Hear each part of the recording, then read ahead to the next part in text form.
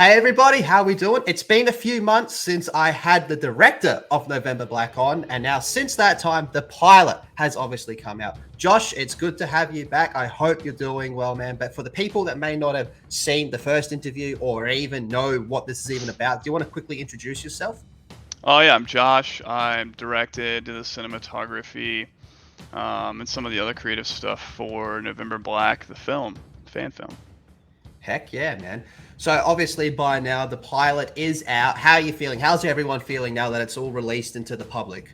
Pretty good. It's done pretty well. Like I would say, at least as good as I expected. Could be better, but it could have been a lot worse, and I'm pretty happy with it. Yeah, is the team happy that it's out in the wild as well? Yeah, we were ready. I especially, I edited it, and I basically learned Premiere Pro on the spot, and I've been staring at it for hours and hours and hours. So I was just ready to let it go, and then I even I had some like home emergencies and stuff, and I got behind, so I was up until 4 in the morning the night before, and then up until like an hour, because it takes for 4K video, it takes I don't know like an hour and a half or so to drop onto YouTube. So literally like an hour and a half before, I was still tweaking things. Hmm. Um, it was when I was done, they're like, "Hey, do you guys want to do a watch party?" And I was like, "You guys go do the watch party. I don't want to look at this for a couple days. I've been staring at it for like 8 to 12 hours, 4 to 5 days a week. I'm ready to stop looking at it for a little bit." Need a So little it took break me from it. yeah, it took me a couple days, and then I came back to it, and I started seeing the comments, and I was happy and showing it to friends and whatnot. Yeah, that's awesome, man. So, do you want to tell us a little bit what it was like actual creating the pilot stuff, like, getting the team together, how you went about that, making the props, writing the story, the filming? You just touched on the editing though, so that's all good over there. Yeah. But yeah, how about you start like how you got together making the props? Because that's one thing about this particular fan film that myself and other Halo fans are praising about this. I think there's a few things to praise about this, but that's probably like damn near the top. Is like you look at it, you go, that looks like an ODST. Yeah, and that's actually like kind of what inspired us in a way. So I met a lot of these guys. I was doing photography, and I started out actually taking pictures of like Halo toys, and eventually I started getting paid gigs, portraits and stuff like that, family photos, and I found myself like, hey, what if I could find cosplayers and take pictures of them, which would kind of be like these toys, but I wanted to be people. And I met Larry, his brother, and Daryl, so Vulture Productions and Offer 3D.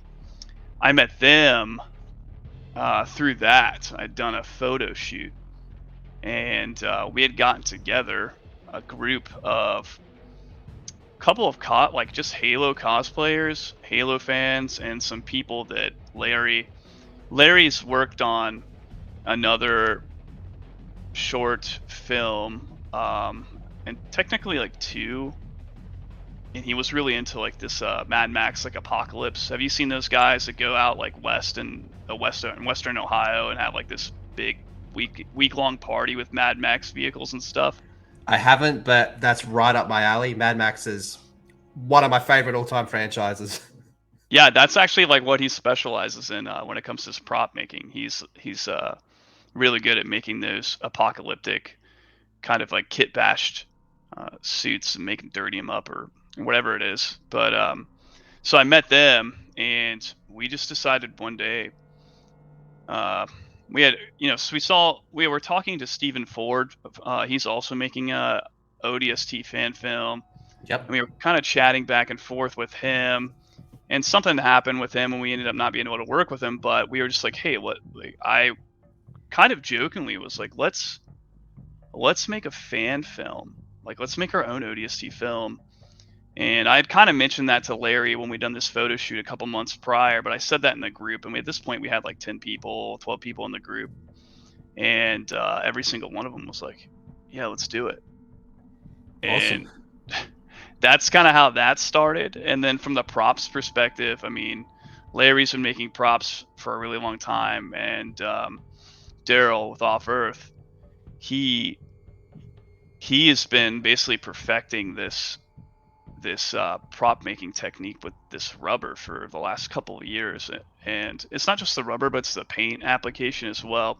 So with this type of rubber that you use, especially the softer the rubber is, the harder it is for paint to stick to it and not flake or wear off really easy. So he had to figure this kind of like Hollywood level painting technique with this rubber that they use in Hollywood as well on his own in the last like 2-3 years.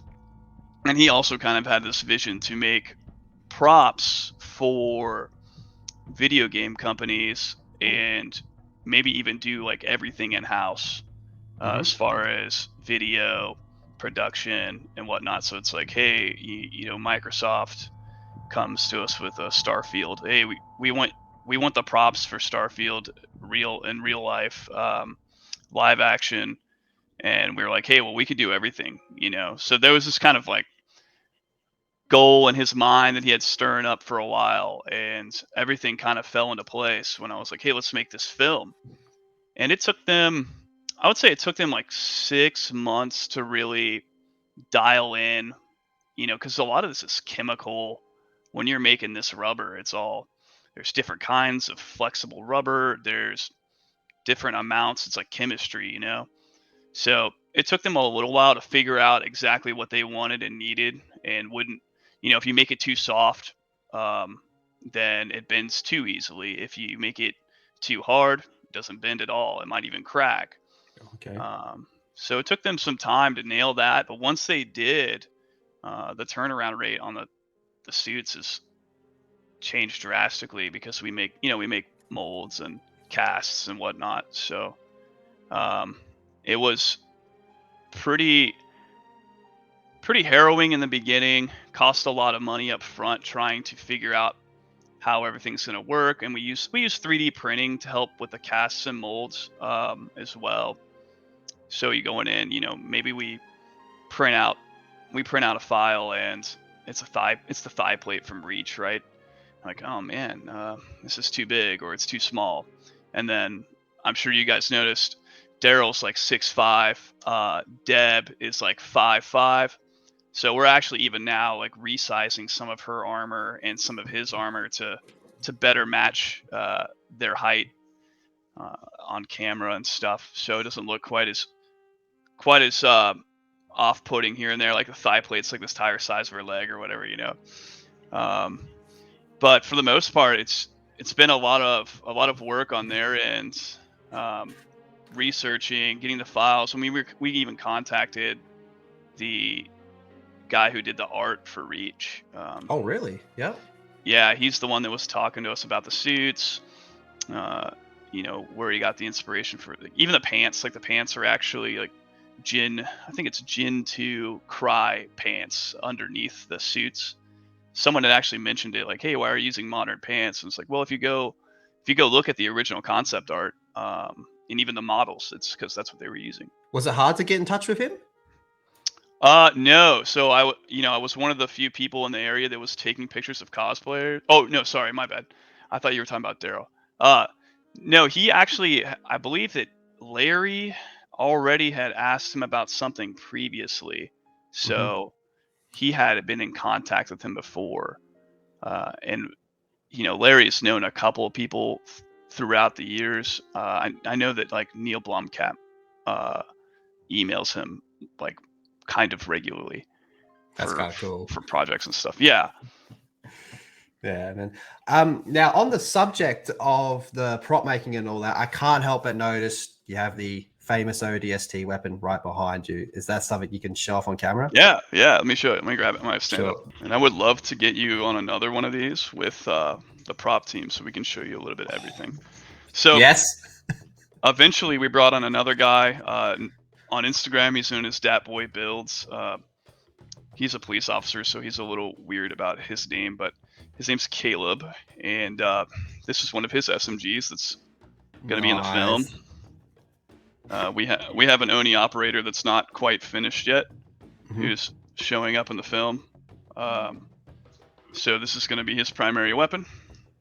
The magazine with magnets pops off, so we can Oh, fake yeah. reloads. And it has a buckle for a sling as well. So, and this guy's actually adjustable. It will pop off if I pull it all the way. It doesn't have a stopper, but the stock is Yep. actually adjustable as well. So this one is 3D printed resin, which he specializes in. It has a light. So something we did, filming the pilot, a lot of the guys have lights on their equipment. And a problem we were having with is these lights are super bright and they're usually blue Mhm. LEDs. So something that he did after we shot the pilot, he went in and diffused all of these lights on his equipment. That way, it's just got like a nice soft light, and it's not overpowering the lighting we're using on set. Because you said you were taking photos, but was this your first time to really jump into filming? Yeah, yeah. So I would say the first time I really got behind the camera was for our little suit reveal video that you can see on YouTube. Mhm. That was like no experience at all, and this pilot was pretty much the first time I did anything like this at all. I didn't even really like take my camera out and record just people doing everyday stuff because I was like, I don't want to do that. It's boring. I want to take videos of ODSTs. Well, how did that go? Just jumping right into it. Was it like, did you like, whoa, I'm a bit out of my depth here, or did you adjust pretty quickly?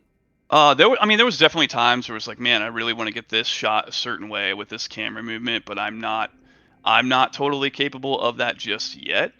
But for the most part, I mean, I bought that FX3.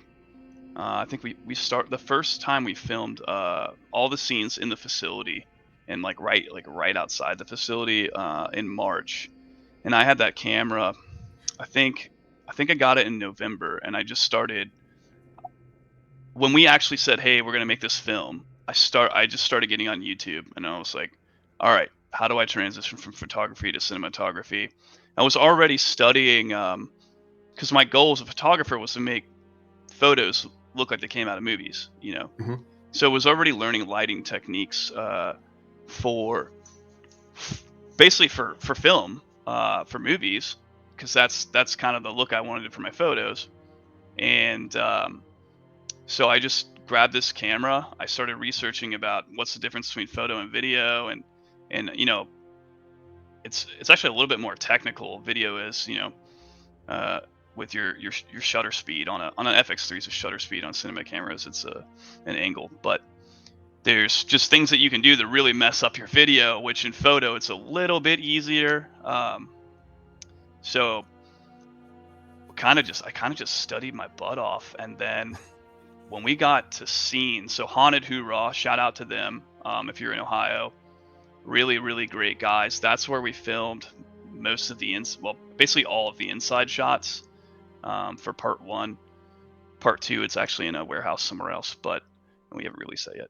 But those guys were awesome. The sets were sweet, and it is a haunted house, so there were some things.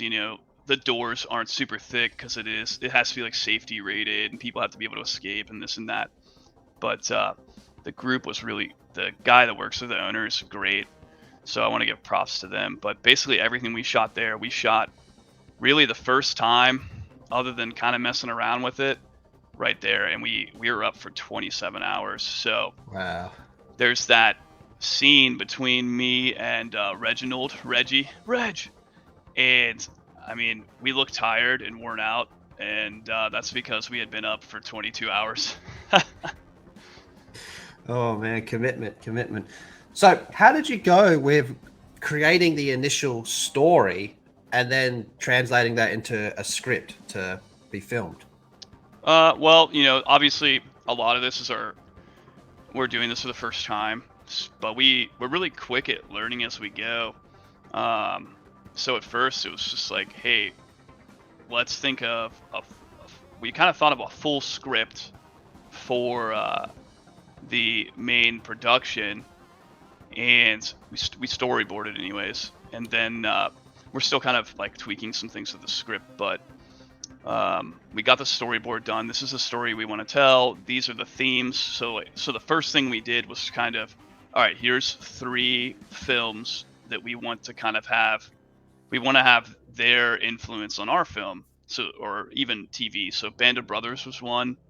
And then like Alien and Blade Runner, which I don't know if you've seen The Creator, but they did something very similar where it was like Apocalypse Now, like Vietnam imagery, and then Alien and Blade Runner. Um, so we did that, and then from there we started diving into the lore. Like, okay, we want this to be accurate. Like at some point, it would be really cool if our story was canonized or something, you know. And obviously, people were unhappy with the Paramount stuff, so we didn't want to make that same mistake as well. And we're fans, and we were unhappy about some of that stuff. So I think everyone was. yeah, I mean, if you've never seen Halo before, you probably weren't. You didn't know what Halo was if you never played the games. Like I think my mom thought it was cool, you know. But as a fan of Halo, then there's books. No. Yes. I think it's probably the same way Star Wars fans felt when Disney took over Star Wars. Yeah. But yeah, it's been a pretty wild process. Well, one of my questions down the list was actually how important is lore to you and the series, but you kind of just answered that. But I do have a follow-up to this one is because of, you know, how vast the Halo lore is, was there any stage when you were creating your story where you had to double check something to make sure that your story fits in? And did you have to make any changes? No changes. We actually ended up adding more. You know, so the pilot's just kind of like, it was supposed to be kind of mysterious and a snippet like of what we could do, what's the possibilities here with the right funding, etc. And it was just basically the themes of the film. You know, ODSTs turned hitmen. You get dropped right in the middle of a mission. You don't know what's going on. Why are they shooting people with their hands up? You know, you get to see this, and if you won't really know it unless you've read the books. But the UNSC does some shady stuff. Like, and if you read Harvest, like the first 5 pages, I think Sergeant Johnson executes like insurrectionists on their knees, unarmed. Especially Oni when it comes to getting a bit dodgy. Yeah, exactly. So we work for Oni. But as far as making changes, we really didn't. We really ended up just adding more as we dived into the lore. Like, hey, where is this character from? Like, let's say Locke, for instance, right? He's from the same planet that our production's taking place on, you know. So is there a way we could tie in like something with that? Or Forward Unto Dawn happens exactly the same time, and Lasky's brother is also on the same planet that our production is taking place on as well. So most of it had been, because when we started this, we really found a place that had enough lore that there was some solid incidents that we could plug ourselves into, but with enough ambiguity to kind of tell our story and make our own characters within that world and how they fit in with the rest. And some of it was coincidence, you know, looking up Forward Unto Dawn and realizing our film happens within like maybe 3 to 9 months. Because, you know, not everything is totally accurate when you dive in the lore. It's not like there are some specific dates like, oh, on 2510 there was a nuclear explosion set off this date and this date, and then other times it's like somewhere between 2525 January and 2525 October this happens. But yeah, so some of it is a little bit coincidental. We're like, okay, so Lasky's brother is an ODST fighting insurrectionists on the same planet that our film takes place at exactly the same time. Maybe there's a way we could tie that into our film. And it could be really cool.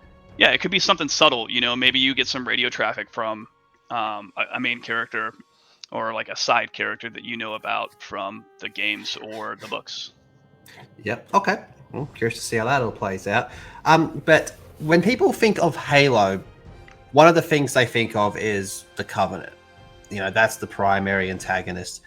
But you've chosen to go over a story with more so an insurrectionist focus, which, you know, is a very important and rich part of Halo, but one that's not really told much within stories. Everyone just wants to go for like, the Human Covenant War, and rightfully so. I think everyone will agree Oh that's yeah, the meat and potatoes. it's freaking cool. Yeah. But what was it that made you want to go with the insurrectionists and like more of an Oni theme as well? Well, I tend to lean in the gray, like the morally gray areas of life, anyways, and stories. I like antagonists that sometimes you're kind of like, man, like Was he kind of right? he's right, but he's out of line. Yeah. Um, I enjoy that.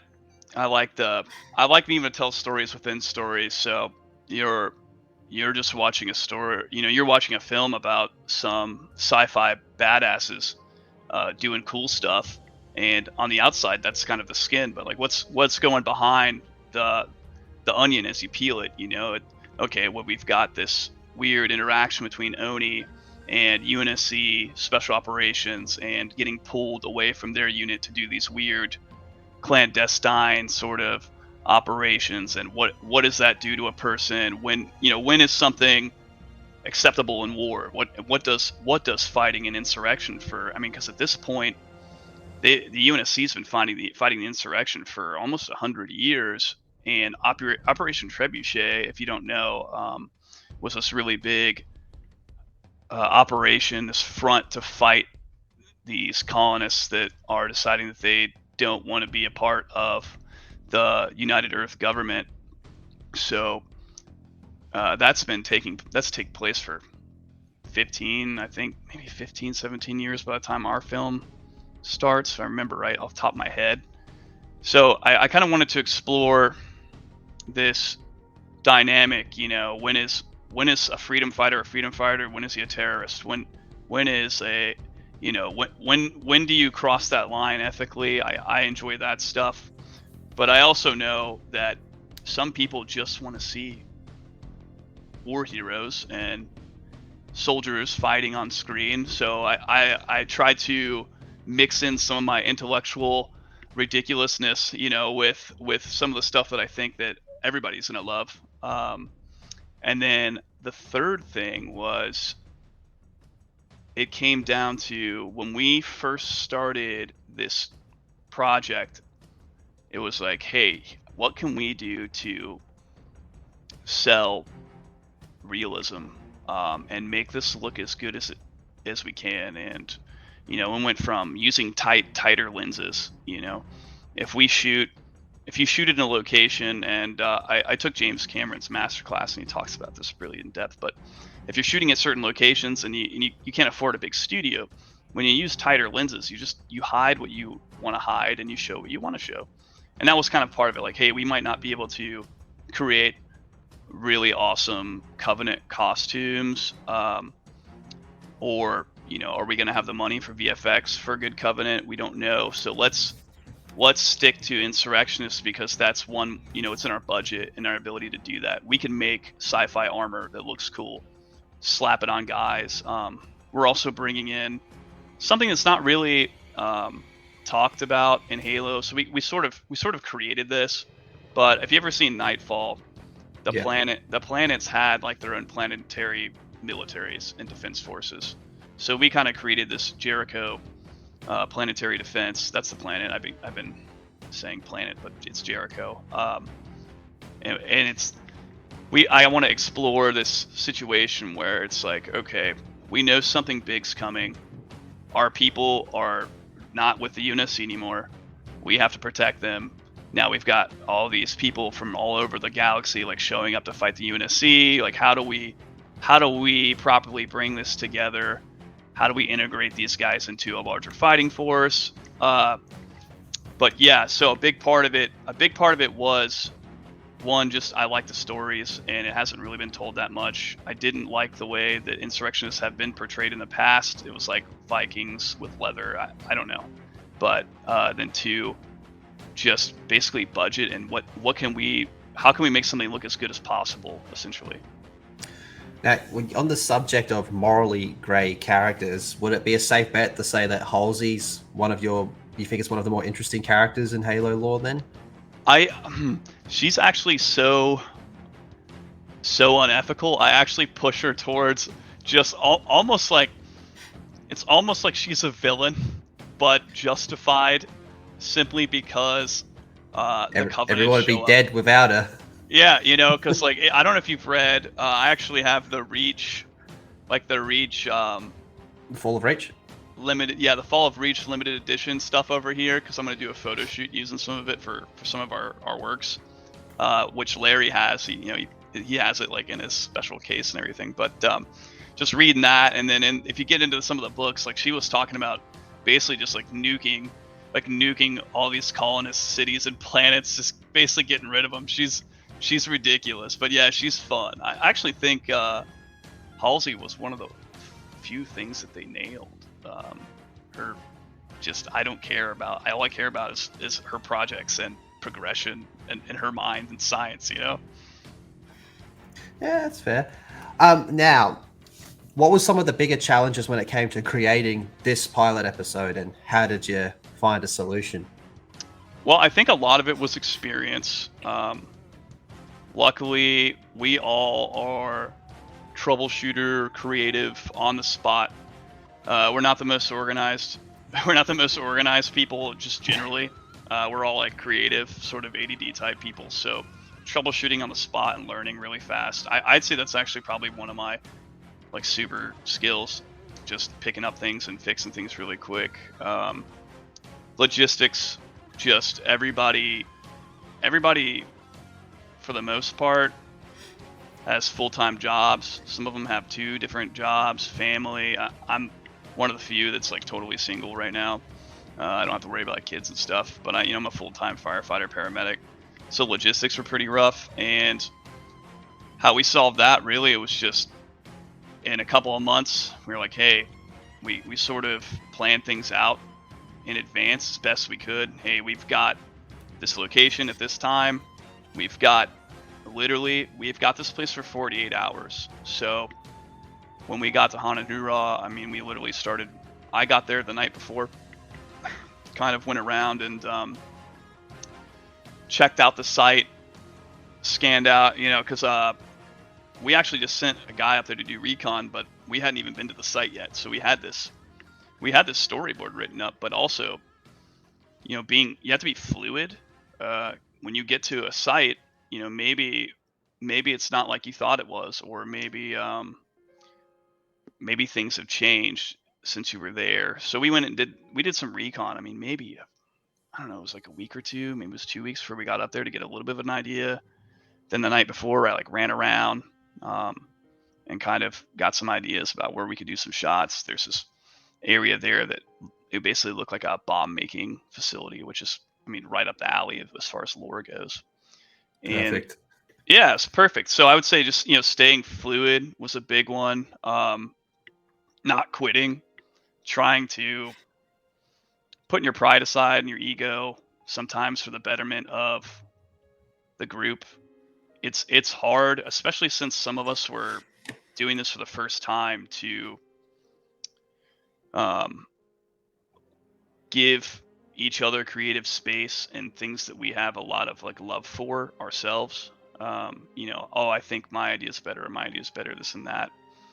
And then I guess the next thing really was the practical effects. We found these basically. So part of the reason we used that red laser was to get an idea on where the second shooter. So you can't see it, but there's a second shooter off screen that's shooting our guys with paintball guns. And the paintball guns are dust. They're basically plastic, like hard plastic. They're not even soft like a paintball, right? They're hard plastic capsules with dust in them. So when you're seeing like that dust fly off them, they're actually getting shot by paintballs. I think there's one shot where you can get a good look at one popping open. Yep. Hey, make do with what you got. It looked all right, though. So now that the pilot episode is out, what have been some of the bigger critiques that you've seen people say, or maybe that you have with your own work or people in your team? And how do you plan to address some of these critiques going forward with the series? Yeah, there's a lot of stuff. So obviously, even before we released it, I'd been editing it forever. So I was like, okay, here's like 100 things that I'm going to do differently next time.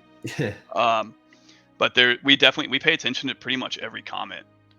I get on YouTube Studio and just scroll through and look at everything. I think one more story driven. You know, some people, like I said, for the pilot, we just kind of like threw you into this incident.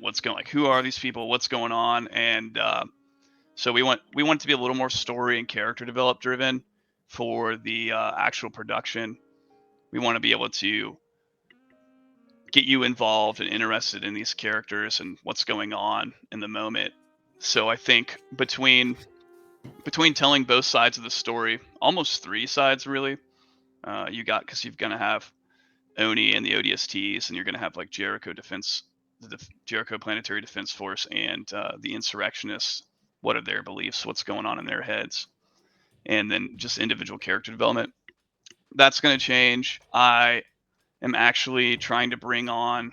I mean, they're both basically involved. I just haven't officially like brought them into the group yet. But we've got two cinematographers with like one's shot a couple of indie horror films, and one's got like 15 years in commercials.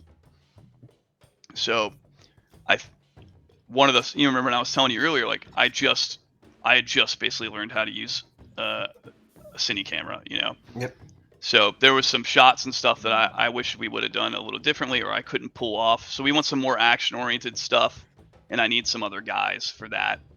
Some bigger environments, better VFX. We really didn't have a whole lot of VFX, and most of it I just did on Premiere Pro, and some stuff from Austin Murphy as well. So we want some better VFX, and I mean, there's a plethora of like small things I could go over, just from like making things a little bit lighter or a little bit darker.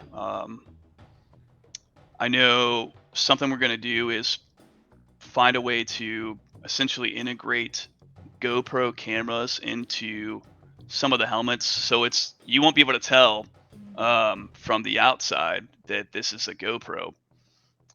It's going to be built into like a helmet attachment.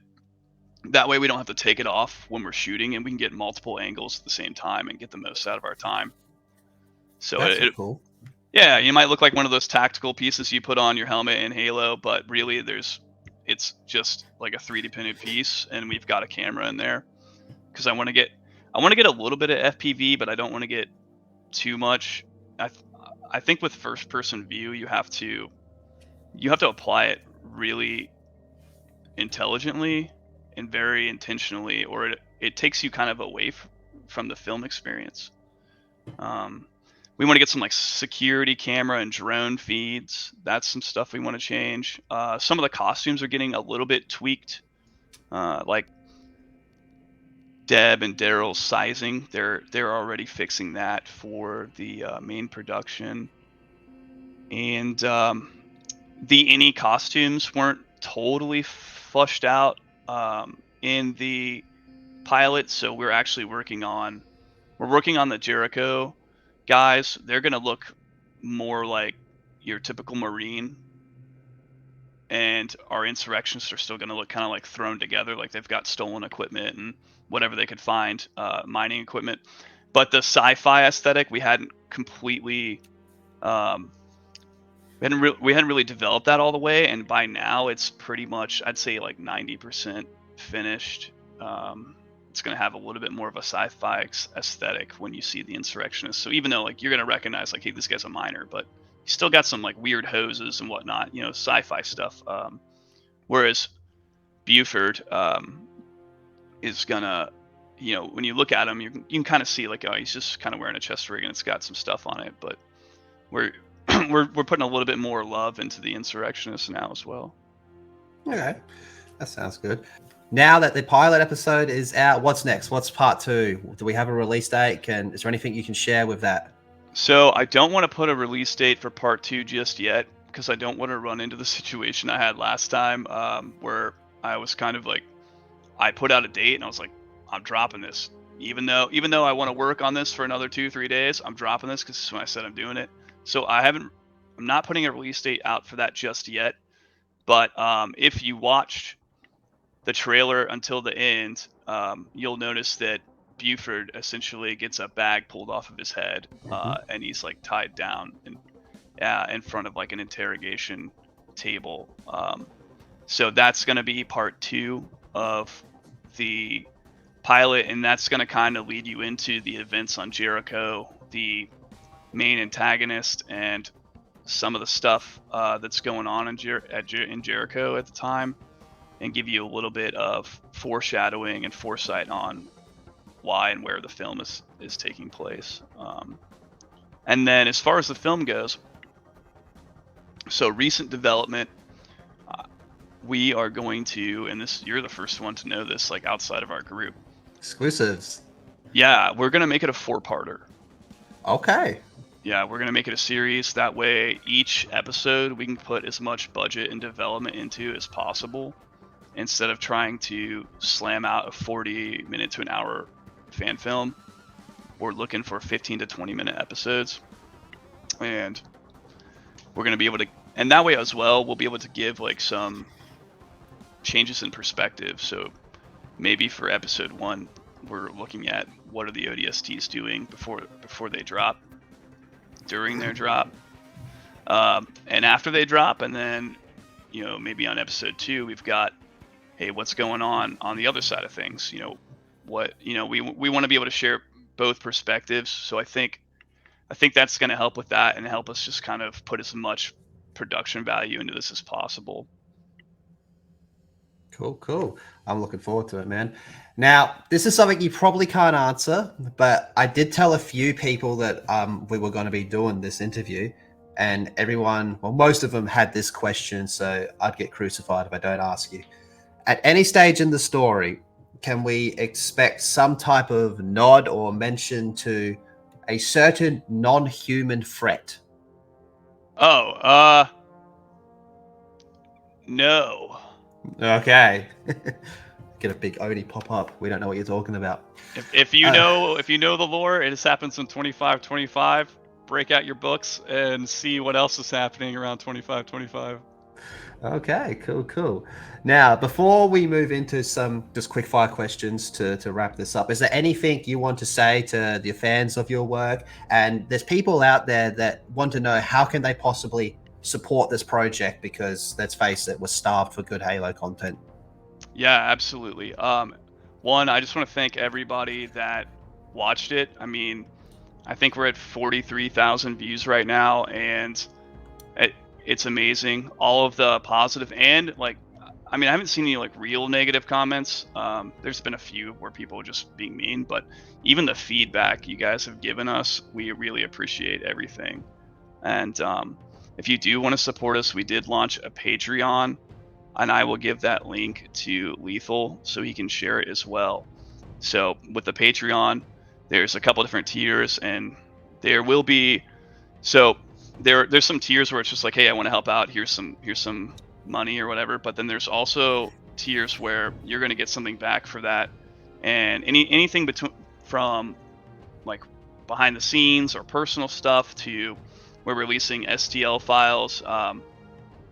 Caleb just brought it in, but we have an MA5K. I don't know if you know what that is, but it is a basically shortened version of the M40, and it looks really sweet. And stuff like the STL file for that, or November Black merchandise, that's like a higher tier, but that's there as well. We want to make sure we are giving back to everybody and our fans, and not just taking something like on a Kickstarter and then there's a lot of fiasco with that too. So I would love your guys' support. We need it. We have plans for a drop pod. Like, we're gonna make either 50 to 75% completed drop pod or a fully completed drop pod at some point. Wow. So we need your love and support. We want to do a live action drop with VFX overlays and miniatures as well. So A live action drop? yeah, I mean, obviously I can't drop a guy from orbit. Well, But we can try. It depends how much funding. yeah, with using camera angles and the such, we want to actually have one of our guys in a drop pod that looks at least mildly accurate. Like, I don't want it to be like a gaming chair or something in the background. Like we have a chair from a jet, like a Harrier or something already, that's going to be in this thing. It's sweet. So yeah, we need your guys' help to try to pull this off. I think separating it into episodes, we can show you guys what else we can do, get people excited, and so anything from like, I mean, literally ODST or ONI bottle openers to STL files and behind the scenes. Yeah, awesome. All right, now some quick fire questions. What's your favorite Halo multiplayer map? Oh goodness. Shoot. Okay, you're gonna have to help me remember the name of this one. It was in Halo 2. It's cold, and there's like 3 levels. You've got a shotgun near the grav lift, and you drop down into like a green area. And it's got 2 towers and a sniper in each tower. Was it called Blackout, or was that the Halo 3 version? Blackout might be the Halo 3 version. They're both Lockout. good. Lockout. That's it. Yep. Yeah, and Blackout was the Halo 3 version. Yep, great map. I love That's my sniping in favorite. That's my favorite map. Like, other than Blood Gulch. Yeah, that's kind of a given, I guess. There's too many memories on that. Funny you mentioned that, because the next question is, do you have a favorite red versus blue character? Shoot. Caboose. I mean, he's hilarious. Okay. Can't live without Caboose. Sniper rifle or beam rifle? Sniper rifle. Shotgun or energy sword? Ooh. I think the shotgun's a little more useful, but I like the energy sword. Okay. Favorite Halo mission?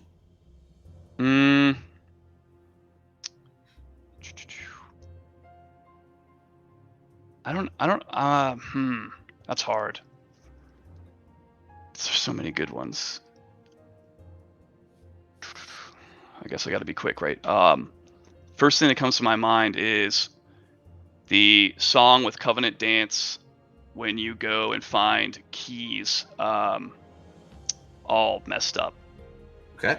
Yep. Classic. Favorite character in the ODST game? I'd say Buck. Good man. Favorite generation of Spartans from Spartan 1 all the way to Spartan 4? I aesthetically 3s. Oh, okay. Nice. Master Chief or the Arbiter? I mean, Master Chief. Arbiter's cool, though. Favorite official Halo story? Now, this can be from a book, a comic, or just a game in general. Or even an audio drama. I really like... I mean, I just read Harvest again, so I'm enjoying that. I'm going to go with that just because it's more recent in my mind. Okay. Now, which Halo had the best campaign? Oh, that's hard. I would say it's a tie between 2 and 3. Cool. Last one. What's your most memorable personal Halo moment? Well, I have to say it'd be multiple moments, but okay. Every time, except for Halo 5, my brother and I would play the campaign when the game came out. We would play the campaign on easy because we wanted to play the story, and then we would play it on legendary right after, pretty much non-stop until we fell asleep. And those are probably some of my favorite memories. My brother and I are really close. My parents separated when I was young, and it's just something we've done. When Halo Infinite co-op finally released, we went and did that too. I really think that and maybe some LAN parties I had growing up, I think that I think that's kind of why people are so passionate about Halo. Other than the story is good and it was a part of our life, it's like it was kind of a different time, you know. Agreed. But anyway, thank you so much, Josh. I look forward to seeing much more of November Black. And guys, everyone, I will have all the links in the description and in the pinned comment and all that good stuff. And what do we got there? Recon, baby. Now we can say we finally have Recon armor. Remember how much of a big deal that was in Halo 3? It was. Let me show this guy off right before you hang up.